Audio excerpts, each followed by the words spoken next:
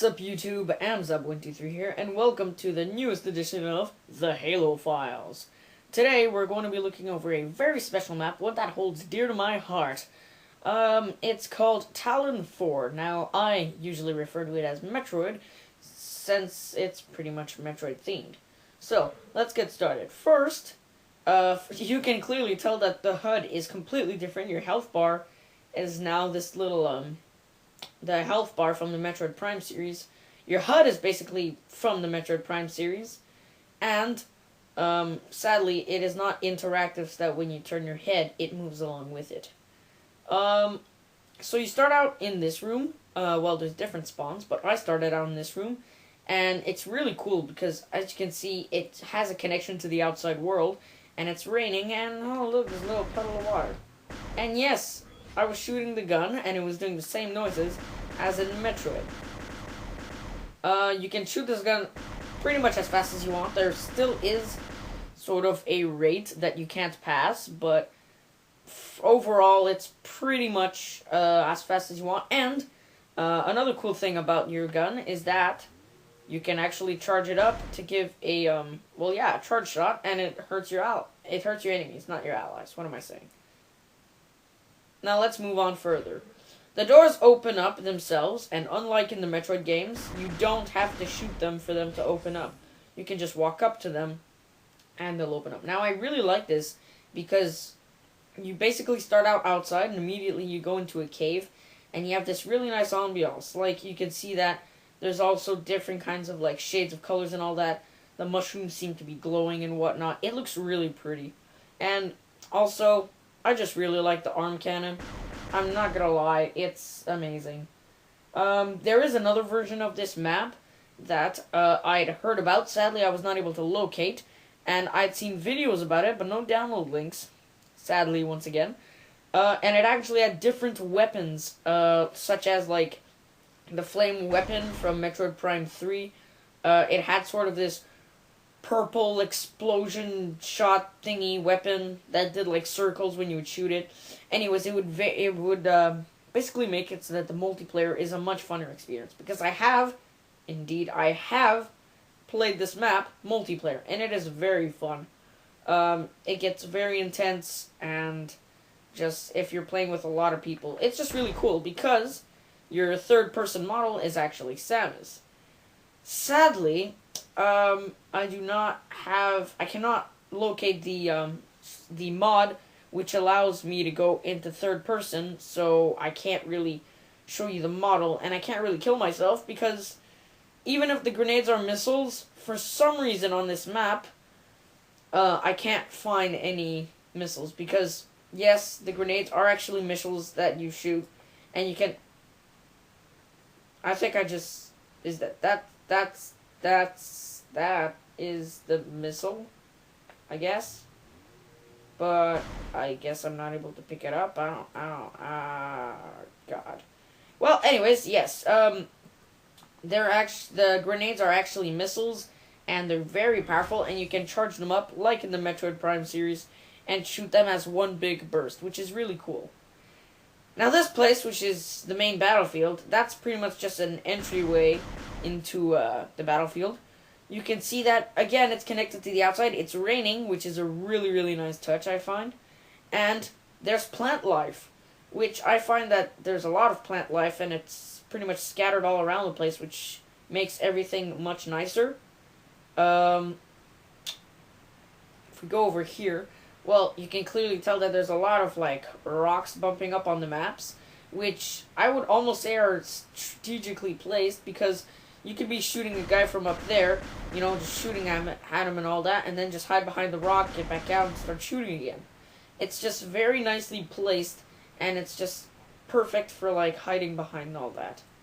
Now, the water and the waterfalls. This is going to be the next thing that I explain.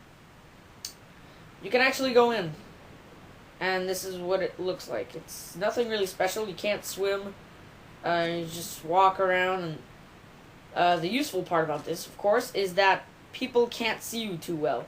So the only way they can really see you is when you shoot through the water, which I don't think is actually possible.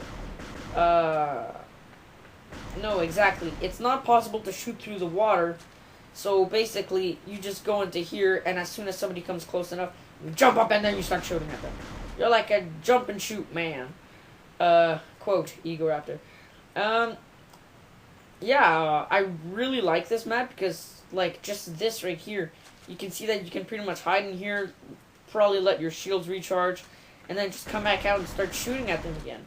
And this is a completely new map made from scratch. It's not like a remake of any map, which, of course, makes this map even more interesting.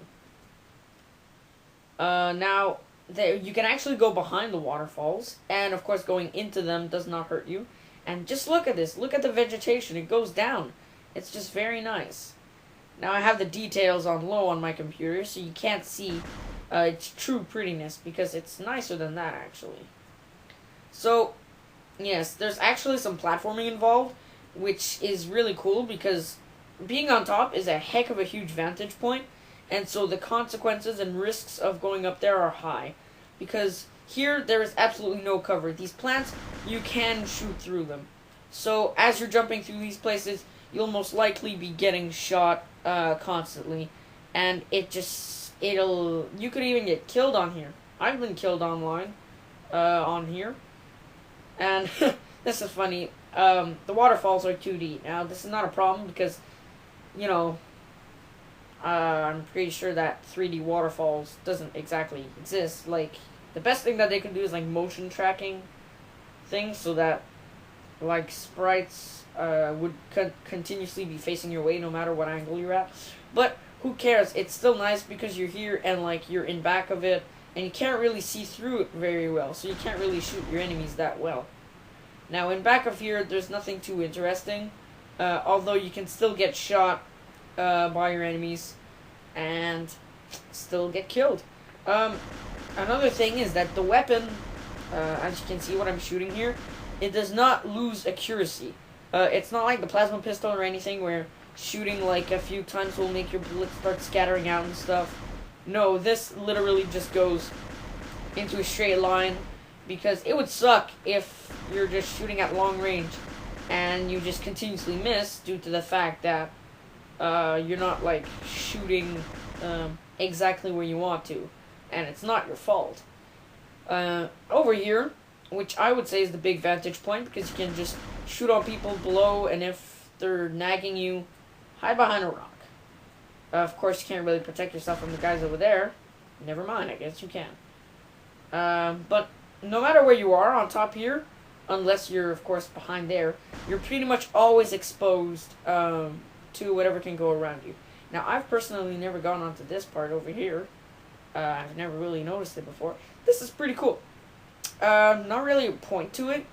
I'd say it's more of an aesthetic kind of feel, due to the fact that it's like, oh, there's a hill there, and there's a part there. Well, that's cool. So yeah, honestly, I really like this map. I'm, of course, going to have a link in the description to get it. The name of the map is Talon 4 for Halo Custom Edition, except for the For Halo Custom Edition part. It's just that I said that, even though Captain Obvious. Oh my gosh. Can I press a button to go into there? Morph ball? Crouch? I don't know. How do you crouch? Anyways, I'm not gonna be wasting any more time, because I have other things to do, and I'm not saying that I'm just scrolling through this. I'm really trying to give you guys the best experience that you have with my videos. So yes, name of the map, Talon 4. Gonna have a link in the description. This is Amzab123, signing out once again.